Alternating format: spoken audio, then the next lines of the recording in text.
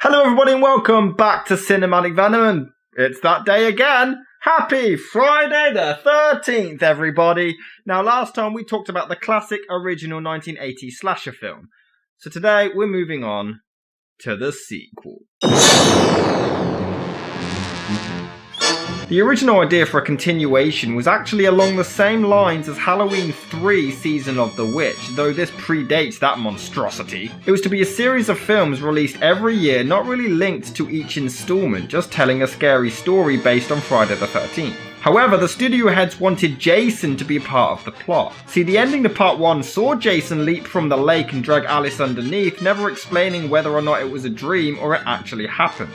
But apparently this was done as a complete joke, as they never intended for a sequel to actually happen. Steve S. Cunningham, who directed part 1, admitted he wasn't proud of the film and he declined to return, finding the entire concept ludicrous. He admitted he only made the first one to rip off Halloween, but now they wanted to bring Jason back, which made no sense to him. Though Steve Miner, who was a producer on the first film, wanted to adapt this Jason premise and was brought on to direct instead. Some special effects guys also refused to come back, hating the idea of Jason now being the killer. Yeah, that will never take off. No way. Adrienne King, who previously played Alice, gained an obsessive stalker after the original film, who even broke into her apartment, and due to this she wanted to back away and requested just a cameo. Though others claim her agent wanted more money, which the studio just couldn't afford. The former seems more logical. I mean, no offense to the actress, but who's gonna fork out loads of money for Adrienne King? You're crazy. In fact, it was this incident that led Adrienne to stop acting altogether, though she would lend her voice and eventually do other work almost 20 years later. But weirdly, she did ask the writers to leave an opening for her in this movie, so she at least had the possibility to maybe return later. Which they clearly responded with, "Get bent!"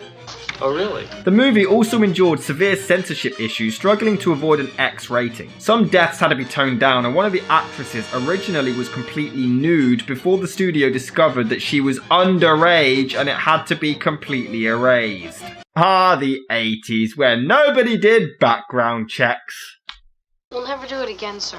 Oh, and guess what? This was released on April the 30th, 1981, despite the previous month, March, having a Friday the 13th. Alright, maybe the movie wasn't done by then and they need to add some adjustments to finish it off, but why is the phobia of this series not releasing Friday the 13th on Friday the 13th?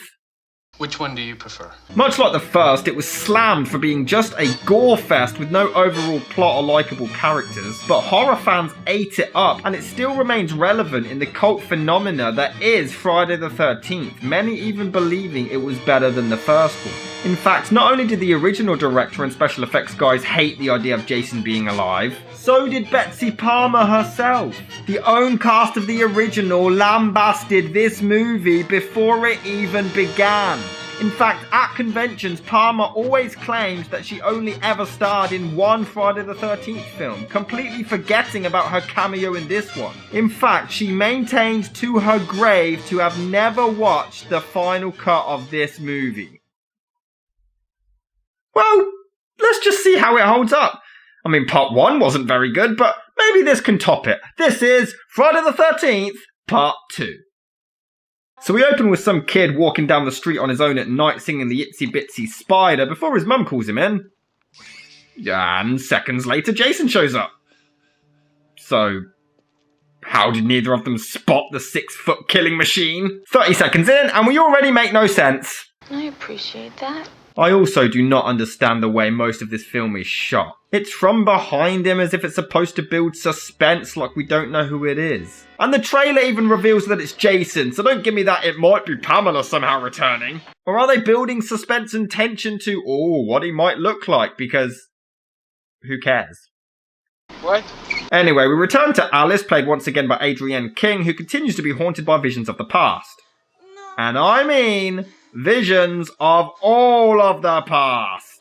I was working the day that it happened, preparing meals. Here, I was the cook. Yes, I said Pamela had no reason to linger around Camp Crystal Lake because I didn't hear her say that she was the cook, alright? And there was loads of comments pointing it out. I'm sorry, okay? I made a mistake. I apologise. He wasn't a very good swimmer. these aren't very good movies. But I am not joking. We are shown everything.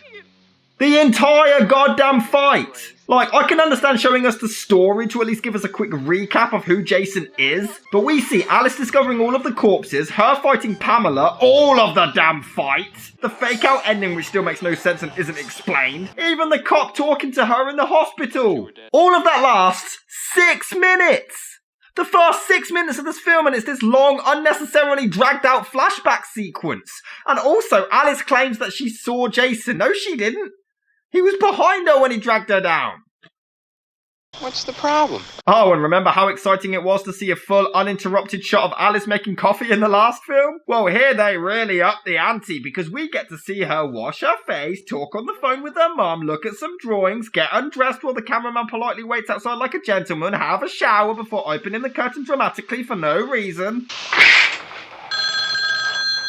That one shot lasts 3 minutes of nothing happening. I mean, credit to the actress, it was actually improvised, she didn't have a script for it. But come on, nothing's going on. And also, why the hell does she even open the shower curtain that dramatically like that anyway? The POV shots just don't work anymore. The first film uses it to show the killer's perspective, so when it's not the killer's perspective, we have no idea. It just looks weird, and it's the same here. I mean, the phone rings, but she pulls the curtain open before it rings. Mom. Hello?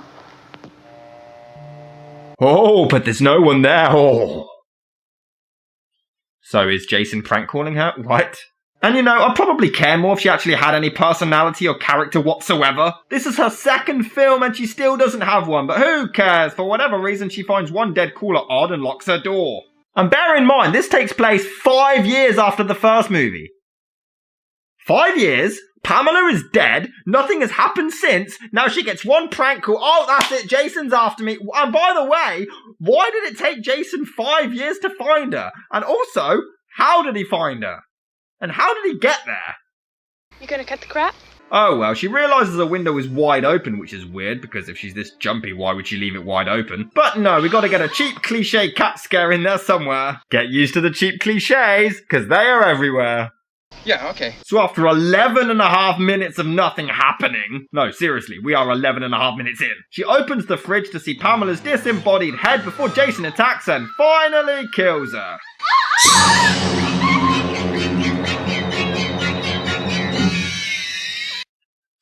So, one problem that the cast and crew and then critics and audiences have is if Jason was alive this entire time, why wouldn't he tell his mum?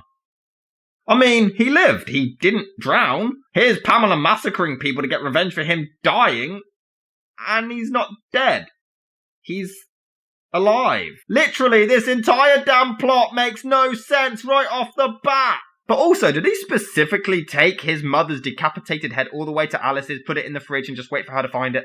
And why does he take the time to take the kettle off of the stove? And based on how crap these first two movies are, how the hell did these get so many sequels? Bizarre, isn't it? Oh well, at least the music for the opening credits is pretty cool. We then cut to our first two meals on legs, one of which kinda looks like Kevin Bacon from the last film. They need to call their friend to get some directions to the camp before... Yes! It's Crazy Ralph! He's back! Ralph is here to save the movie! I told the others. They didn't believe me. You're all doomed. You're all doomed.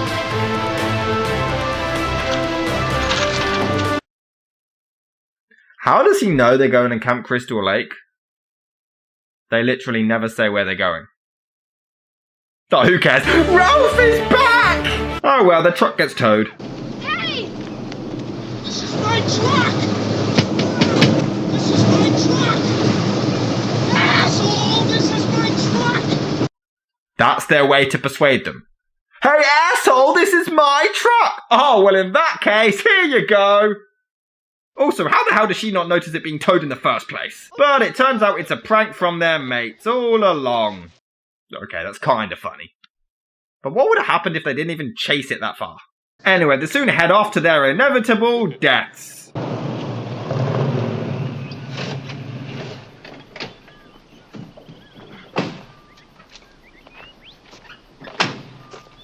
this sucker come from? Where did this huge-ass tree log come from? Here, in the middle of the woods. I should have known. So they move the log while Jason lingers. Will you make up your mind about POV shots? Is it the killer or just the damn camera? Oh well, we cut to more of our bland Happy Meals we won't spend enough time with to care about. A random pervert slingshots this bird on the ass. Yeah, and that's the scene. That is literally the entire scene. It serves no purpose whatsoever. Do they want to build suspense again about if he might be the killer or not? Because we already know who the goddamn killer is! I'm sorry. Okay? So Ralph also lingers around watching people head to their demise. Why is he so close to Camp Crystal Lake if they're so doomed? Doomed! I mean, I know that he did that in the first one, but it was like before all the massacres. It wasn't really cursed. He just kind of had a bad feeling about it. But now, like, all those massacres, at least he has a reason now to stay away, and yet here he... Yeah. Anyway, this blonde bird called Ginny shows up, who I'll definitely have a crush on for the entirety of this movie, and she's the assistant and girlfriend of the guy running the place, Paul. All right, what the hell? Ginny, I was starting to worry about you. Bullshit, Paul. That line is literally only in the movie to show that they're a couple. Like, literally, they have this whole natural and pretty decent, normal conversation, and then all of a sudden he asks, he says that he's been worried about her, and then she kisses him. That's the end of the scene. They have no chemistry together, so the only way to actually show that they're a couple is a quick kiss for no reason. It's the only reason it's there. Wrong, white man. But a car doesn't start until he opens the boot, and then it magically works without him even doing anything. Okay. You're such a sucker, Ward. Thanks much. I don't want to scare anyone. And then we get this weirdly ass timed dissolve, and then he's talking about Jason. These movies have no actual concept of structure and pacing. So he explains that Jason's body was never discovered, and some still believe he's out there. Why wouldn't he tell his mom? Legend has it that Jason saw his mother beheaded that night. And he didn't bother to step in and help. Pamela's like fighting Alice to the death, and Jason's just over there chilling by the bushes like, it's alright, Mum, you got this. I will be sure to go over and pick up your severed head, though. I got you. Oh, come on, I'm serious. But the whole premise just doesn't work. They literally say Jason is angry because he saw his mother get killed, who was killing because Jason is dead. But he wasn't dead. So this is stupid. How is this film held in such high regard? 5 years. 5 long years he's been dormant. But he wasn't in part 1. So he's basically been dormant for like 20 years since he drowned, right? What? Who cares? This dickhead Ted jumps out and does the cliche fake-out scare, blah blah. Oh, and Camp Crystal Lake is off limits, by the way. This is just a camp that's nearby. But you know, the weird thing is, Ted doesn't actually die. For someone who does the fake-out scare and even breaks horror movie rules by drinking alcohol for most of it, he survives. Alright, credit to them for actually avoiding a cliche for once. Well done. Very funny. So they all chill in their cabin doing boring party things while Jason lurks around. For some reason, considering this isn't Camp Crystal Lake, but whatever. But of course, one bird wants to check it out. Jeff, I just gotta see that place. What place? That camp, Camp Blood. I mean, we're only 2 films in, so I guess it's understandable that she wants to check out the infamous Camp Crystal Lake, but what exactly is she expecting to see there, other than a bunch of trees and some empty cabins? Who cares? Ginny undresses!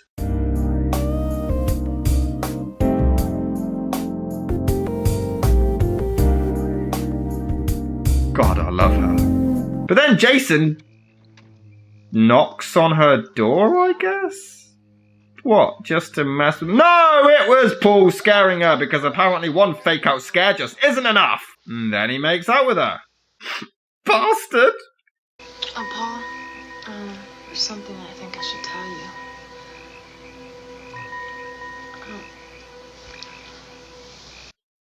What? No, we genuinely never find out what that was. If we survive... But Ralph is outside, watching them bang. Ralph, what are you doing, and why so close to Camp Crystal Lake?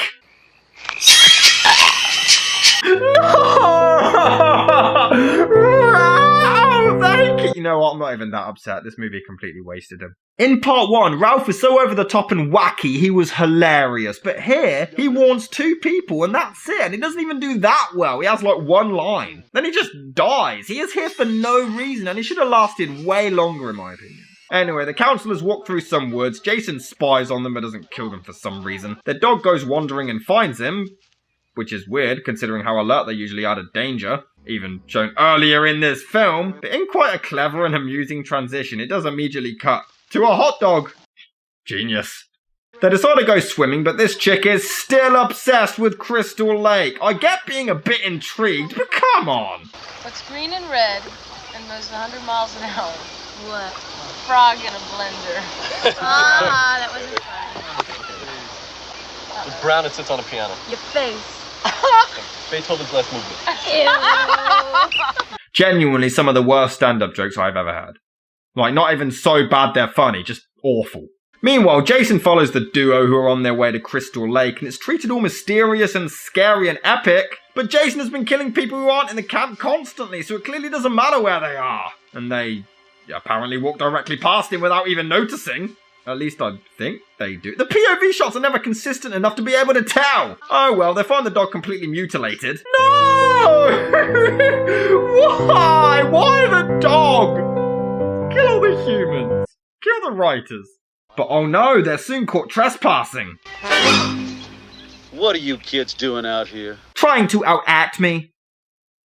It's not hard. The cop heads off and spots Jason running across the road, leading to a little chase scene. He finds his way to a shack where Jason has been hiding out, and honestly, despite the fact it makes no sense that he wouldn't tell his mum he was alive, I actually kinda like this idea. I like the concept that Jason's not actually supernatural and he's human, at least at first. No idea how this shack has been undiscovered for so long or how Jason managed to sort out plumbing for his toilet, but still, a cool idea. Jason hammers the guy to death. Meanwhile, all the counselors decide to split into the ones who want to die and all the ones who want to stay with Ted and survive.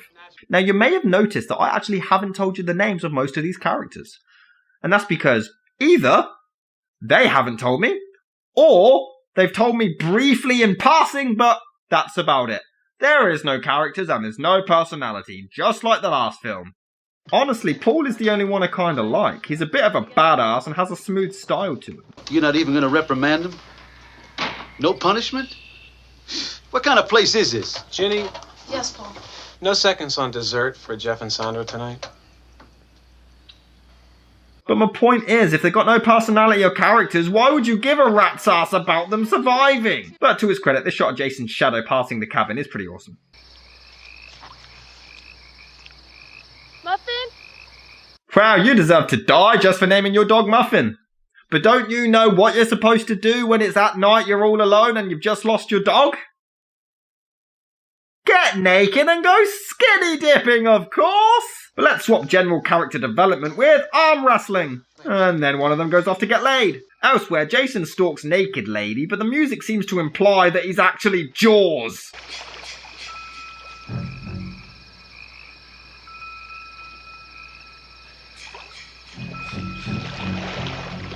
Okay, now that is a crossover I can get on board with.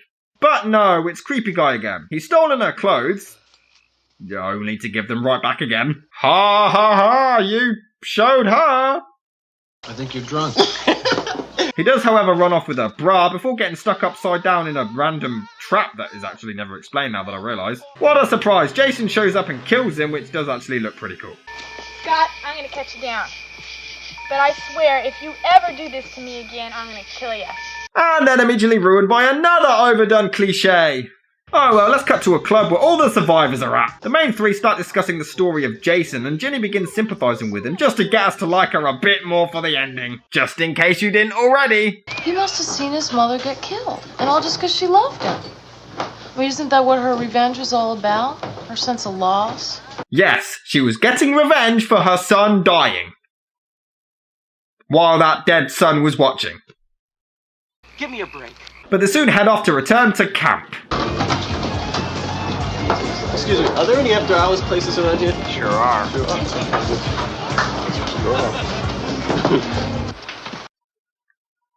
The hell was the point in that?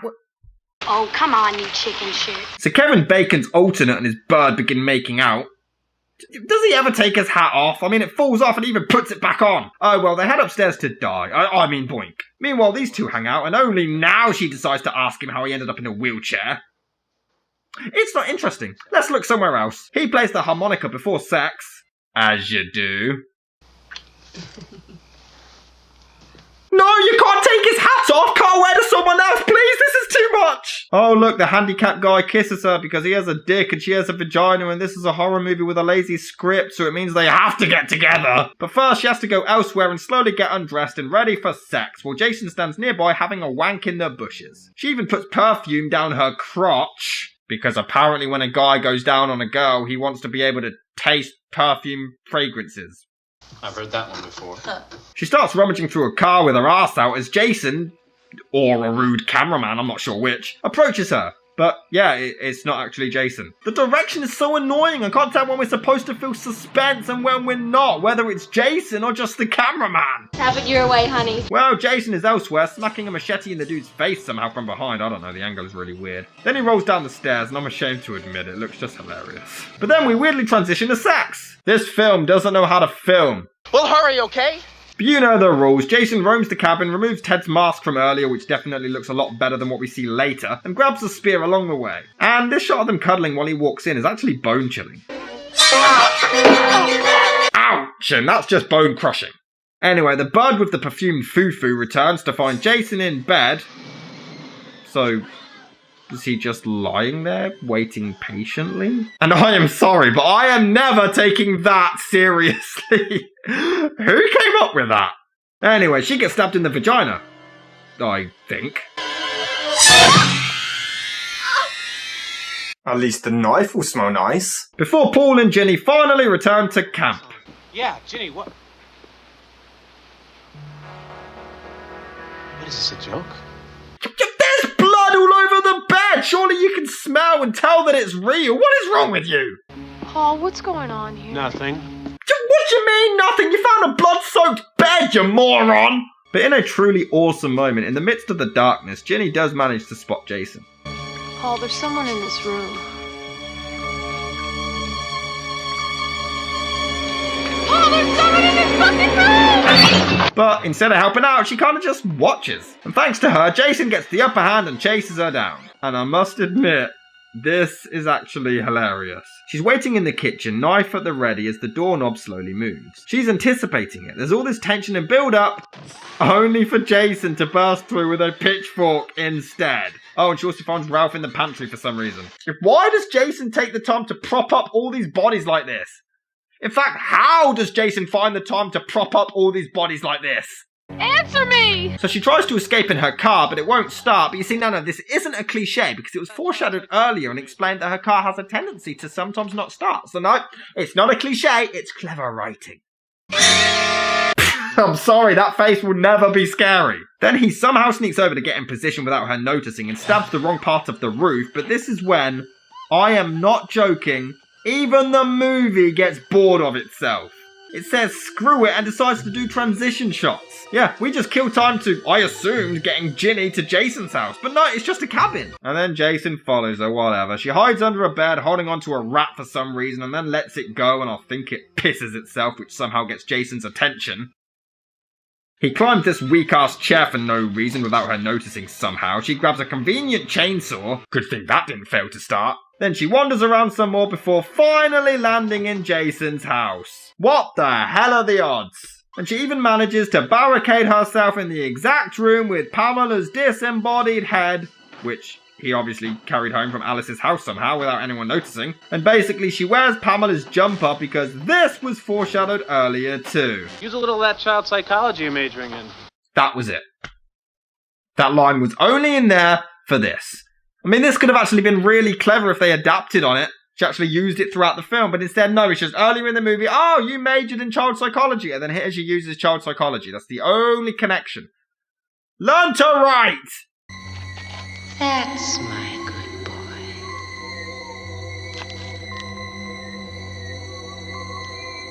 That's a good boy. Good Jason. But it doesn't work. He realises she's not Pamela and the attacking continues. Ginny! acting! Also, how the hell did he know where the house was? Or the fact that she went there? So Jason fights Paul while Ginny slow-mo attacks Jason and apparently after one blow to the head, he's dead. Yep, that's all it took. They do remove the sack from his head, but we don't get to see what it looks like just yet.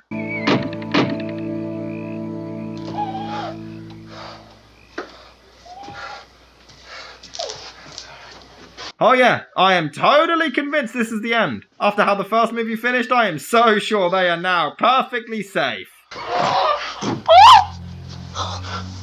What a shocker. So they hear a noise, head to investigate while Ginny waits by a window because she never learns and deserves to die at this point. But it's just the dog. Didn't the dog die earlier?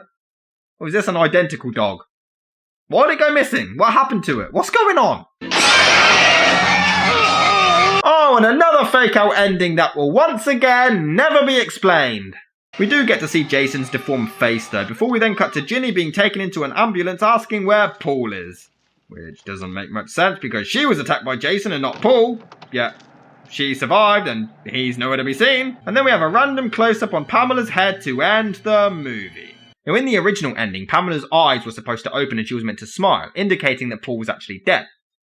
Even though we're still, heavily implied that he's dead here, but, whatever. But the director decided to cut that out because it just looked goofy and funny. Yeah, whereas this just screams terror. And that was Friday the 13th Part 2. How is it? Worse than the original? The first one at least had a creepy Pamela and an over-the-top Ralph. Here, not only do they ruin the latter, the movie's own existence makes no sense. Jason is a joke. The only character I kinda like doesn't really get developed on enough, and every few minutes there's a plot hole that doesn't quite add up. The characters are bland, but you start to expect this from the franchise. The deaths are graphic, but not exactly creative. The direction is a pain in my ass, and although I'm not too keen on the first film, this one just kinda lacks some of the charm that one had. Well, maybe they'll get better with time. I'll see you all on the next Friday the 13th.